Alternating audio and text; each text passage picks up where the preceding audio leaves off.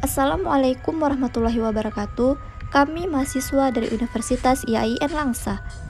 Video ini dibuat untuk memenuhi tugas akad dan produk Fakultas Perbankan Syariah dengan dosen pengampu Bapak Alfian ME.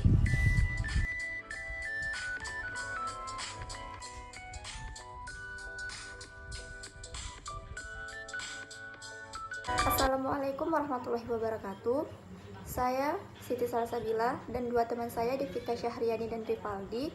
Kami akan mempresentasikan hasil kerja kelompok kami yang berjudul Teori Akad dan Urgensinya dalam Muamalah.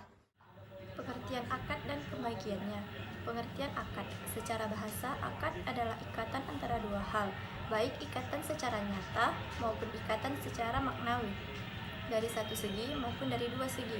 Sedangkan menurut ahli hukum Islam seperti Syafi'iyah, Malikiyah, dan Hanafiyah, pengertian akad yaitu segala sesuatu yang dikerjakan seseorang berdasarkan dengan apa yang diinginkannya sendiri, seperti wakaf, talak, pembebasan, atau sesuatu yang pembentukannya membutuhkan keinginan dan orang, seperti jual beli.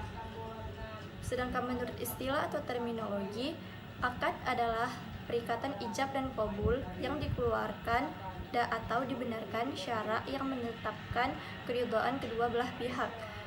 Menurut istilah juga, berkumpulnya serah terima di antara dua pihak atau perkataan seseorang yang berpengaruh kepada dua belah pihak. Akad menurut istilah berarti terkumpulnya persyaratan serah terima atau sesuatu yang menunjukkan adanya serah terima yang disertai dengan kekuatan hukum. Yang terakhir, ikatan atas bagian-bagian tasarruf menurut syara dengan cara serah terima. Akad memiliki rukun dan syarat. Yang pertama ada ijab dan qabul. Ijab merupakan penawaran yang disampaikan dari pihak pertama, sedangkan qabul adalah jawaban persetujuan yang diberikan. Yang kedua ada pihak yang berakad, yaitu pihak-pihak yang melakukan akad merupakan faktor utama pembentukan akad. Pihak yang berakad tidak saja berupa orang perorangan, tetapi juga berbentuk badan hukum. Yang ketiga ada objek akad. Objek akad atau benda-benda yang dijadikan akad bentuknya tampak dan membekas. Yang terakhir ada tujuan akad, yaitu seluruh akad yang mempunyai tujuan atau akibat hukum yang tidak sejalan dengan syara, hukumnya tidak sah. Contohnya seperti akad yang dilangsungkan dalam rangka menghalalkan riba dan sebagainya. Syarat-syarat akad. Berdasarkan rukun akad, maka para fuqaha menjelaskan bahwa ada beberapa syarat akad, yaitu syarat terjadinya akad, syurut al-iniqad, syarat syah, syurut as-sahihah, syarat pelaksanaan, syurut al-nafaj, dan syarat keharusan, syurut al-luzum. Tujuan dari syarat-syarat tersebut adalah untuk menghindari terjadinya perselisihan dan terciptanya kemasalahan bagi para pihak yang melakukan akad. Yang pertama, syarat terjadinya akad adalah segala sesuatu yang disyaratkan untuk terjadinya akad yang sesuai menurut syarat.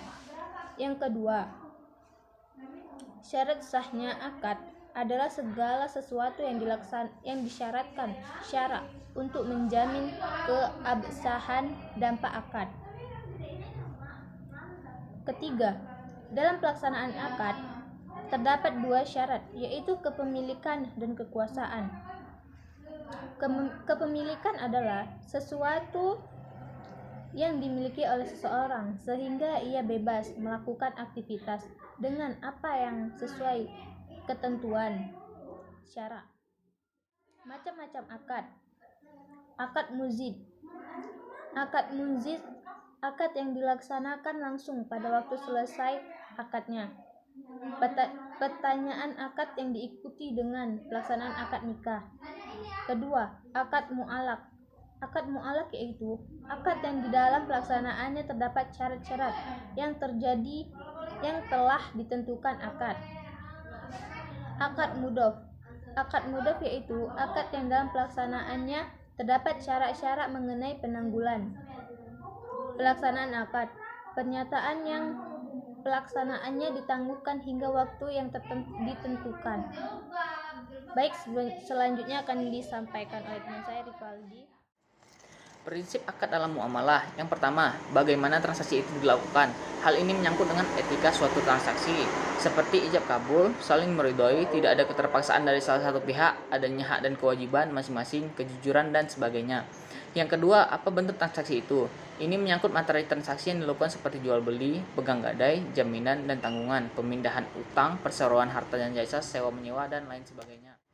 Secara bahasa, akad artinya ikatan, mengencangkan, menjamin, atau perjanjian. Sesuatu yang terikat disebut ma'qud. Dalam ba'i, akad adalah ikatan antara beberapa pihak transaksi melalui ijab dan kabul.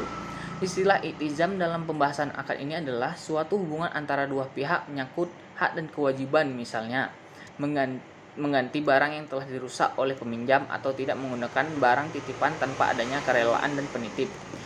Wa'ad berasal dari bahasa Arab al-wa'du dalam bentuk jamak disebut al-wu'ud atau al-wa'dah yang berarti janji. Wa'ad adalah apa yang menjadikan seseorang wajib untuk dilakukan kepada orang lain selama hidupnya.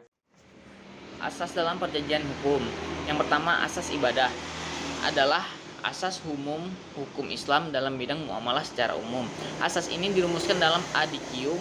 Pada asasnya segala sesuatu itu boleh dilakukan sampai ada dalil yang melarangnya. Lalu ada asas kebebasan berakad. Menurut Fathur Rahman Jamil, bahwa syariah Islam memberikan kebebasan kepada setiap orang melakukan akad sesuai dengan yang diinginkan, tetapi yang menentukan akibat hukumnya adalah ajaran agama.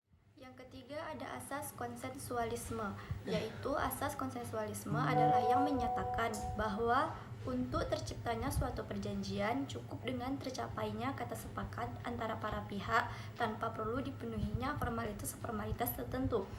Yang keempat ada asas janji, yaitu mengikat perintah agar memenuhi perjanjian. Banyak terdapat juga di dalam Al-Quran dan hadis. Dan ada juga kaidah usul fiqh, yaitu perintah itu pada asasnya menunjukkan wajib. Sekian hasil presentasi dari kelompok kami.